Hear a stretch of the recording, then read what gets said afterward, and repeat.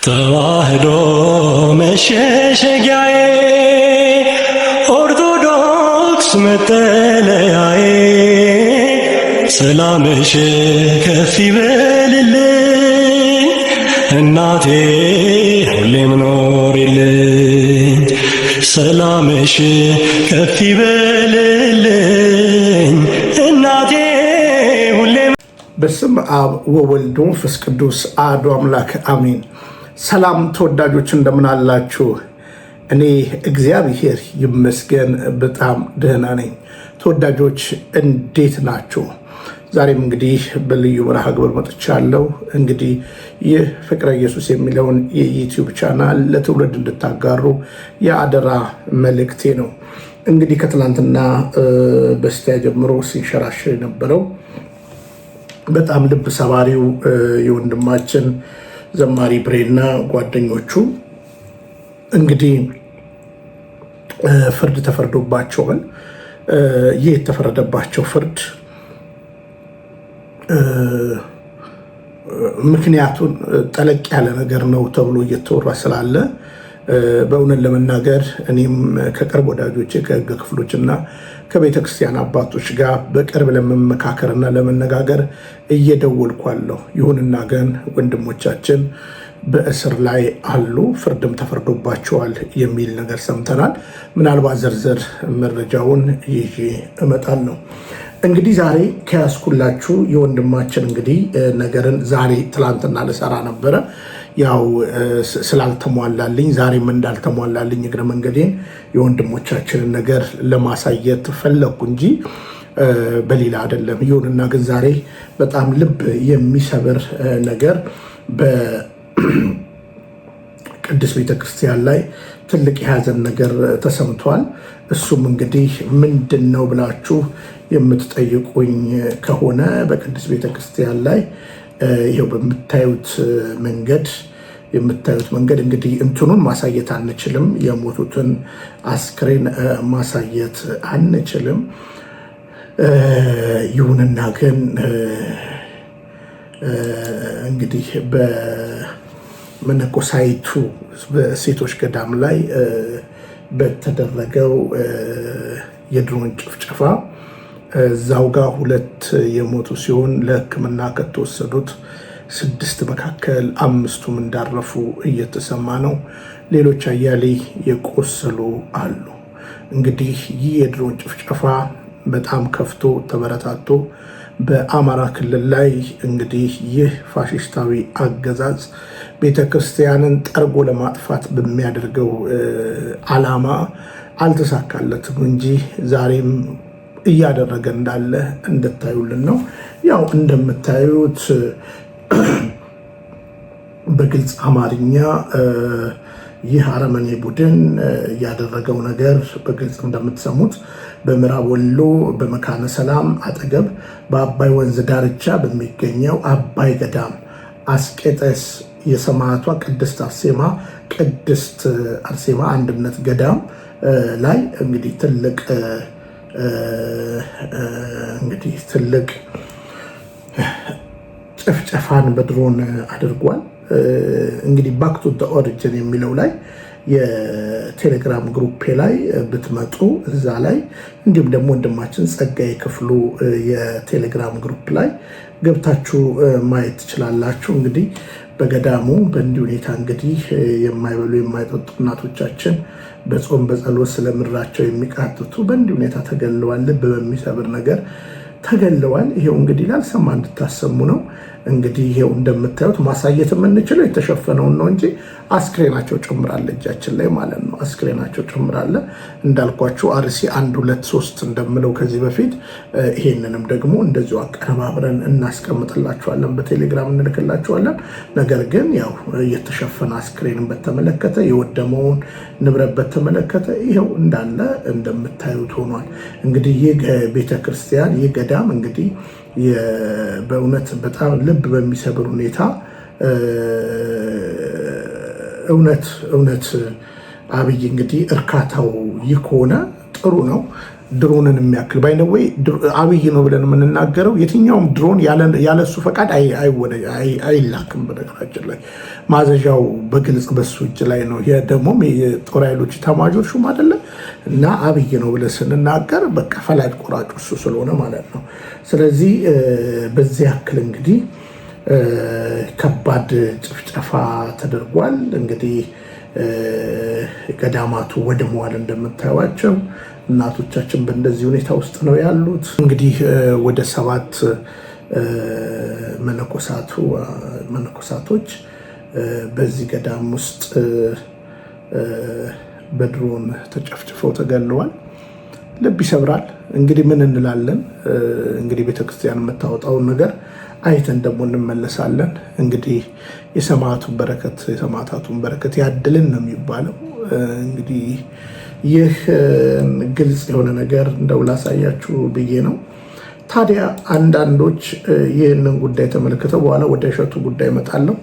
በእሸቱ ጉዳይ ዛሬም ሰበር ነገር ተሰምቷል፣ እመጣለሁ። እንግዲህ የምታቋተች ሴት ወይዘሮ አስቴር በዳኔ ትባላለች። አስቴር በዳኔን እንደው ላሳውቃችሁ ቀጥዬ ወደ እሷ ስለሚሄድ አስቴር በዳኔ ትባላለች። አስቴር በዳኔ ድሮ የአብይ ጋር ግንኙነት ነበር የሚል ለራሴ ነግራኛለች እና ጥልቅ የሆነ ግንኙነት እንደነበራቸው ከአብይ ጋር ነግራኛለች። እርግጥ ባለትዳር የሁለት ልጆች እናት ነች፣ ግን ከባሏ ተፋታለች። ባሏ ባንክ ይሰራል። እኔ ከዚህ በፊት ሰርቼባታለሁ በደንብ። እቺ ሴት የውሸት ነው ኢትዮጵያ የምትለው ፌክ ነው፣ አጭበርባሪ ነች፣ ወንበዴ ነች። እውነቴን ነው የምነግራችሁ። ኢትዮጵያን አትወክልም። ለሊት የምትሰራው ሌላ ስራ ነው።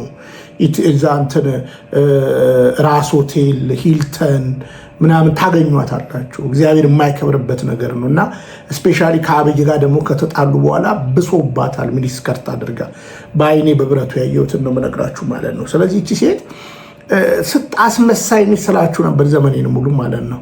እና እንግዲህ ሰሞኑን እንዳያችሁት የምክክር ኮሚሽን ውስጥ እዛ አስገብተዋት አይተናት ነበር እና ሰርቼባታለሁ። በዛ ጊዜም ማየት ትችላላችሁ። የምክክር ኮሚሽኑ የተጀመረ ቀን ሰርቼባታለሁ። እና ዛሬ በቅድስት ቤተክርስቲያን ላይ እንግዲህ ከዚህ በፊት በሶፊያ ጉዳይም ገብታ ሶፊያን ስለ አባ እስጢፋ እነ ደቂቀ እስጢፋኖስ ምናምን ብላ ልታወራ ፈልጋ ብዙ ነገር እንደተፈጠረ ታውቃላችሁ። ስለዚህ ሴትዮ ወደ ብዙ ነገር ሰርቻለሁ እና አሁን ከዚህ ሴትዮ ጋር አልወርድም፣ ግን እንደው ደረጀና እህታችን ሲሰሩ ስላየው የተናገረችውን ነገር ሁሉንም ነቅሼ ነገ በደንብ እመጣበታለሁ በትልቁ ቻናሌ ላይ። ግን እንደው ላሰማችሁ የምትለው አያችሁ፣ እንዲህ አይነት ሰዎች ናቸው መፍራት ያለባቸው። ሳይገባቸው ሰንደቅ ዓላማ ጭንቅላታቸው ላይ እያሰሩ የሚያጭበረብሩ እንደ አስቴር በዳኔ ያሉ ምንም ነገር ሳይገባቸው። የአብይ ቅምጥ ነበርኩ፣ ሚስቱ አሜሪካ እያለች እግዚአብሔር ፍቶኝ ነው የምነግራችሁ፣ ቅምጡ ነበርኩኝ መጨረሻ ስልጣን ሲወጣ ካደኝ ሁሉ ብላኛለች። ያያሉ እግዚአብሔር ፍቶኝ ነው የምነግራችሁ። እንደዚች አይነት ቦዘኔ ሴት እንግዲህ ዛሬ በድፍረት የአማራ ሕዝብ ላይና ኦርቶዶክስ ተዋሕዶ ላይ በእንዲህ ያክል ትናገራለች። እና እንግዲህ ስሙ በደንብ እስኪ የተናገረችውን ነገር ባጭሩ እንስማ። አሁን ትልልቅ ጦርነቶችን ያስነሳው ነገር አሁን ጦር የሚያማዝዘን ብዙ ትውልድ የበላብን ጉዳይ ምን እንደሆነ ልንገርህ። የሆነ ብሔረሰብና የሆነ ሃይማኖት የሀገር ባለቤት ነኝ ብሎ ተቀምጧል። እና ድሮ ፌዴራሊስቶች ሲሉት በዚህ ልክ እንደዚህ ሽታው የሚሰነፍግ አይመስለኝም ነበር። በዚህ ልክ አይመስለኝም ነበር። ግን ለካ መሬት ላይ ያለው ሀቅ ይሄ ነው። እና አሁን ሲገባኝ ሁሉም ሰው የዘራውን ነው እያጨደ ያለው። ቶለሬት የማያደርግ ትውልድ ተነስቶ እየተበቀላቸው ነው ብዬ ነው በቃ የደመደም። የምታዩት ሴት ቶለሬት የማያደርግ ትውልድ እኛ ተነስተን እየተበቀልናችሁ ነው እያለችን ነው። አስቴር በዳኔ በቀል ላይ ነን እያለችን ነው። እነ ሽመልስ አብዲሳ እየተበቀሉ ነው እያለችን ነው። እና ለይ በቃ ለይ የምትከተለው ለይ እንደዚች አይነት ወንበዴ ሴትን እኔ ከዚህ በላይ ነው የምጠብቃት። እቺ ዝም ብላ እኮ ሴት ነች። እንደው እናንተ እንደው ሰው መስላችሁ ነው እንደ እውነቴን ነው የምነግራችሁ ማለት ነው። እና ግን አስቡ፣ ድሮ ሰንደቅ አርጋ እኔ ባንዲራዬ ምናምን ኦሮሞነቴ ምናምን ስትል ነበር። ውሸቷን ነው። አጭበርባሪ ነጭ ማፊያ ስለዚህ ይሄው በአደባባይ ኦርቶዶክስንና አማራን የሚበቀል ኃይል መጥቶልናል፣ ይሄን ያየሁት እያለችን ነው። እንግዲህ እናንተ ሰምታችሁ ነገራችሁን እዩ እላለሁ። እንግዲህ ይሄ ሁሉ ምንድነው የሷ የነበረው ሚስትየው አሜሪካ እያለች ከራሷ እንደምን የሰማሁት አይዟችሁ እኔ አንድ ቀን በጌታ ዘንድ እጠየቃለሁ ለምናገረው ነገር ውሸቴን ከሆነም ማለት ነው። ከኔ ከሱ ጋር ትልቅ አታችመንት ያለፈ ነገር አታችመንት አለኝ ብላ ነው እሷ የነገረችንና ሰውየው ደግሞ እንደዚህ ይላል። ስሙና ከዛ ወደ እሸቱና ወደ አባታችን ልምጣ። ይህ ስራ ማንን ሾሜ ስራ እንደማሰራ ለይተውልኝ እንጂ አንዳንዱ ሳይነግረን ሾመ የሚሉ ሰው አለ። ይሄ ደቦ ጤፍ ለመውቃት ነው እንጂ ካቢኔ ፈጣን አልተሰራም። ጤፍ ስንወቃ እንጠራችኋለን። የአንተ ምርጫ ትክክል ነው ወይ? እንዴት ብለህ ትክክል ይሆናል? አንዳንዴማ ትዛባለህ። ሰው ያሳስተሃል። ሌባውን ጨዋ ይልሃል፣ የማይችለውን ይችላል ይልሃል። እስከዚህ ይኖራል። ግን ካቢኔ ቢሳሃትም ቢለማ የኔ ስራ እንግዲህ ምንድነው መሰላችሁ እንደ ፓርቲ ገብተው አሁን እንግዲህ የግል ተወዳዳሪ አይደሉም። የግል ፓርቲ የላቸውም። ኦሮሚያ ነው የተወዳደሩት። ከኦሮሚያ ማጆሪቲ ወንበር የያዘው እንግዲህ በግልጽ ኦሮሚያ ነው አይደለ? ማጆሪቲ ወንበር የያዘው በፓርላመንት ካሉት የአሸናፊው ወይም የብልግና ወይም የብልጽግና ነው ብልግና ፓርቲ ማጆሪቲውን ወንበር የያዙት ኦሮሚያ ነው። 171 ግድም የያዙት እነሱ ናቸው። 73 71 እንደዚህ። ስለዚህ ከዛ ውስጥ ፕሬዚዳንት ይመረጣል። እሱ እንግዲህ ፕሬዚዳንት ብሎ የፓርቲው ፕሬዚዳንት ተብሎ ተሾሟል። ከዛ የሀገሪቱ ጠቅላይ ሚኒስትር ደግሞ የመሆን መብት አለው ማለት ነው ሆኗል። ግን ታዲያ ሲሾም ደስ እያለው ነው ሴሌክት የሚያደርገው። ይሄ ነው የብልጽግና ርዕዮተ ዓለም። እነ መለስ ዜናዊ ሲሾሙ የነበረው ታዲያ ልዩ ቲሙ ምንድን ነው የሚሰራው? ከእያንዳንዱ ደግሞ ተወጣተው ምክክር የሚያደርጉት እገሌ በዚህ እገሌ በዚህ ለማቅረብ ልታቀርብ ትችላለህ። ግን ቲም ወርክ አያችሁ። ለዚህ ነው በ5 ዓመት ውስጥ በዓለም ላይ ታይቶ የማይታወቅ በ5 ዓመት ውስጥ በዓለም ላይ ታይቶ የማይታወቅ 200 ሚኒስቴርና ሚኒስቴር ዴታዎች ሲሾም ሲሽር የነበረ ታይቶ የማይታወቅ ሰው ብዬ በመረጃ የተናገርኩት ይሄንን ነው። ለማንኛውም በዚህ ያክል ናቸው። እንግዲህ ችኛዋ ትላንትና እንደፈለገች ስትናገር ነበር። ዛሬ እንደዚህ አይነት ነገር እና ልብ የሰጣት ማን እንደሆነ እንድትገነዘቡልኝ ነው።